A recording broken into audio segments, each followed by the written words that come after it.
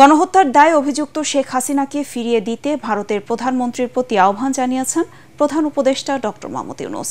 থাইল্যান্ডের ব্যাংককে বিমস্টেক সম্মেলন শেষে নরেন্দ্র মোদীর সঙ্গে দ্বিপাক্ষিক বৈঠকে সীমান্ত হত্যা বন্ধ ও তিস্তার পানি বণ্টন নিয়েও শীর্ষ দুই নেতার মধ্যে আলোচনা হয়েছে বলে জানিয়েছেন প্রধান উপদেষ্টার প্রেস সচিব শফিকুল আলম।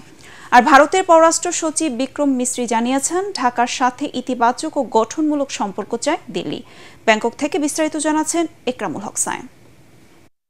অবশেষে বরফ গলতে শুরু হলো ভারত বাংলাদেশ সম্পর্কের। অনুষ্ঠিত হলো ইউনূস মোদীর বহুল প্রত্যাশিত বৈঠক। থাইল্যান্ডের ব্যাংককে বিমস্টেক সম্মেলনের ফাঁকে প্রধান উপদেষ্টা ডক্টর মোহাম্মদ ইউনূসের সাথে বৈঠক হয় ভারতের প্রধানমন্ত্রী নরেন্দ্র মোদীর। বৈঠক চলে প্রায় 40 মিনিট। মাননীয় চিফ অ্যাডভাইজার মহোদয় ইন্ডিয়ার প্রধানমন্ত্রী শ্রী নরেন্দ্র মোদীর সাথে বৈঠক করেছেন এবং বৈঠকে আমাদের সাথে যে পারস্পরিক স্বার্থ সংশ্লিষ্ট যতগুলো ইস্যু ছিল সবগুলো নিয়ে কথা হয়েছে। এ সময় ক্ষমতাচ্যুত হয়ে পালিয়ে ভারতে অবস্থান নেয়া শেখ হাসিনাকে ফিরিয়ে দেয়া, সীমান্ত হত্যা ও তিস্তার পানি বণ্টন ইস্যুতে কথা বলেন ডক্টর মোহাম্মদ ইউনূস। শেখ হাসিনার প্রত্যর্পণ বিষয়ে কথা হয়েছে। শেখ হাসিনা যে ওইখানে বসে অনেক ধরনের ইনসেন্ডিয়ারি কমেন্ট করছেন সেগুলো বিষয়ে কথা হচ্ছে। তারপরে বর্ডার কিলিং নিয়ে কথা হয়েছে। আমাদের দুই দেশের মধ্যে যে গাঞ্জেস ওয়াটার ট্রিটিটা আপনি জানেন যে নতুন করে এটার এক্সপায়ার হয়েছে, নতুন করে ট্রিটিটা হওয়ার আবার কথা হচ্ছে এবং তিস্তা ওয়াটার এগুলো সবগুলো নিয়েই কথাবার্তা হয়েছে। আমি বলবো যে মিটিংটা খুবই কনস্ট্রাকটিভ, প্রোডাক্টিভ এবং ফ্রুটফুল হয়েছে। আলাদা ব্রিফিংয়ে ভারতের পররাষ্ট্র সচিব বিক্রম মিশ্রি জানান, বাংলাদেশের সঙ্গে গঠনমূলক ও ইতিবাচক সম্পর্কের আকাঙ্ক্ষার কথা ব্যক্ত করেছেন Narendra Modi. Prime minister reiterated India's support for a democratic, stable, peaceful, progressive and inclusive Bangladesh. Bharat বাংলাদেশের সাথে ইতিবাচক ও গঠনমূলক সম্পর্ক চায়।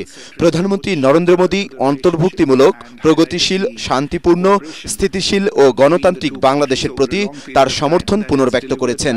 দুদেশের সম্পর্কে প্রভাব ফেলে এমন কথাবার্তা এড়িয়ে চলার অনুরোধ জানিয়েছেন মোদী।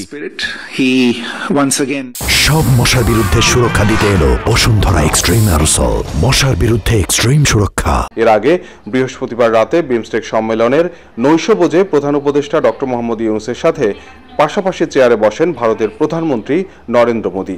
এ সময় তাদের সাথে কুশল বিনিময় ও আলাপচারিতা হয়। এই সংক্রান্ত ভিডিও ও ছবি ভাইরাল হয় সামাজিক যোগাযোগ মাধ্যমে। সব মিলিয়ে বিমস্টেক সম্মেলনে দুই শীর্ষ নেতার ঘনিষ্ঠ আলাপচারিতায় ভারত বাংলাদেশ সম্পর্কের নতুন মেরু উন্মোচন হয়েছে বলে মনে করছেন কূটনীতিকরা। গত বছরের 5 আগস্ট ক্ষমতাচ্যুত হয়ে সাবেক প্রধানমন্ত্রী শেখ হাসিনা ভারত পালিয়ে যাওয়ার পর থেকে দেশটির সাথে বাংলাদেশের সম্পর্কের অবনতি হতে থাকে। এরপর প্রধান উপদেষ্টা ডক্টর মোহাম্মদ ইউনূস ও ভারতের প্রধানমন্ত্রী নরেন্দ্র মোদীর বৈঠক হওয়ার কথা শোনা যাচ্ছিল বেশ কিছুদিন ধরে।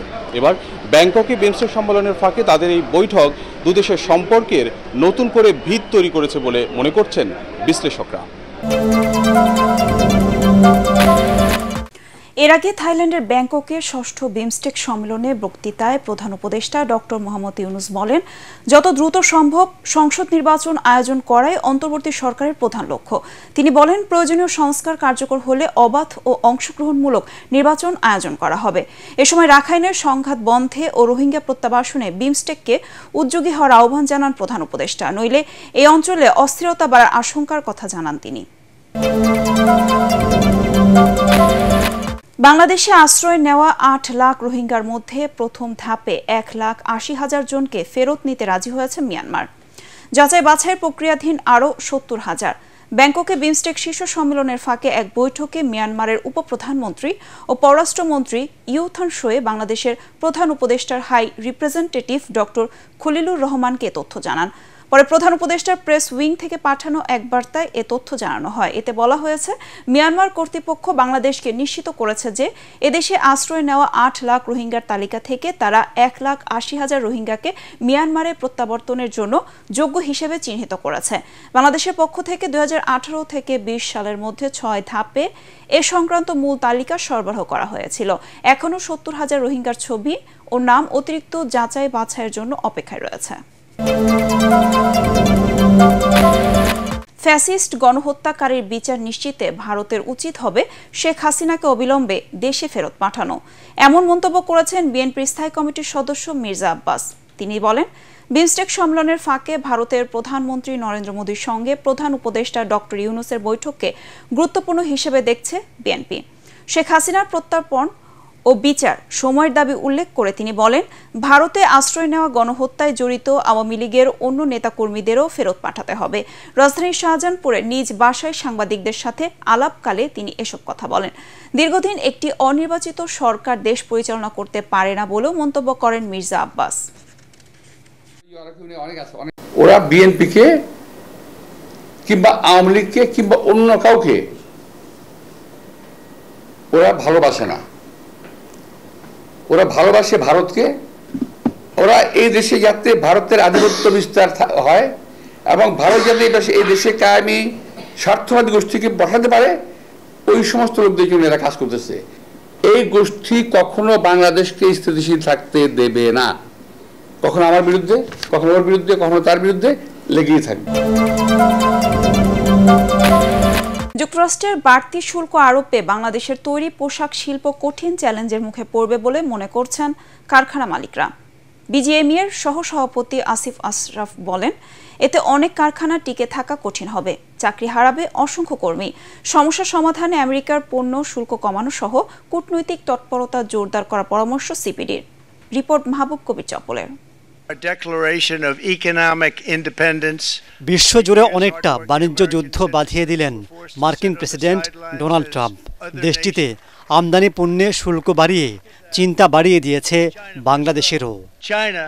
প্রতি বছর যুক্তরাষ্ট্রে $850 কোটি পণ্য রপ্তানি করে বাংলাদেশ, যার বেশিরভাগই তৈরি পোশাক।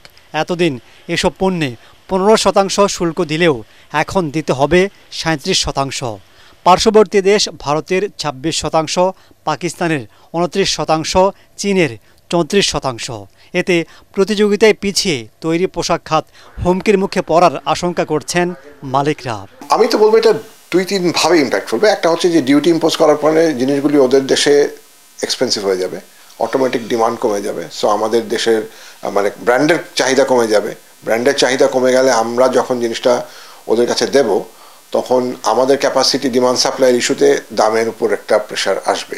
যেহেতু প্রাইস প্রেশারে পড়বো আমরা, যদি আমরা আমাদের ফ্যাক্টরিগুলি তাদের সক্ষমতা হারিয়ে যায় এই প্রাইস ম্যাচ করতে, তখন তো ফ্যাক্টরিগুলির আনএমপ্লয়মেন্টের একটা অবশ্যই সম্ভাবনা তৈরি হবে। এই পরিমাণ শুল্ক দিয়ে যখন পণ্য মার্কিন যুক্তরাষ্ট্রের বাজারে প্রবেশ করবে, তখন ভোক্তারা পণ্য কম ক্রয় করবে এবং কম ক্রয়ের কারণে বাংলাদেশ এবং অন্যান্য যারা একই ধরনের পণ্য রপ্তানি করে তাদের রপ্তানিতে এর একটা নেতিবাচক প্রভাব পড়বে। হয়তো বড় উদ্যোক্তারা পণ্য বহুমুখীকরণ করে তারা হয়তো টিকে যেতে পারেন, কিন্তু ক্ষুদ্র মাঝারি উদ্যোক্তাদের এই ধরনের সিচুয়েশন কে ম্যানেজ করা এটা ডিফিকাল্ট হবে। আমেরিকা থেকে বছরে $200 কোটি পণ্য আমদানি করে বাংলাদেশ।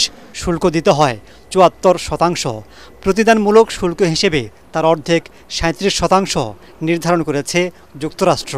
এখন আমেরিকার পণ্যে শুল্ক কমানোর কথা বলছে সরকার। একই সাথে কূটনৈতিক প্রচেষ্টাও জোরদারের তাগিদ দিচ্ছে বিজিএমইএ ও সিপিডি। যেহেতু এটা রেসিপ্রোকাল ডিউটি ইম্পোজিশন হচ্ছে, আমরা যদি ওদের সাথে কোনো ডিউটি না রাখি, আমরা যদি জিরো ট্যারিফ করি, তাহলে তো অটোমেটিকই এখানে কোনো ট্যারিফ দেওয়ার সুযোগ থাকে না। অবশ্যই এটা কূটনৈতিক তৎপরতার মাধ্যমে করতে হবে।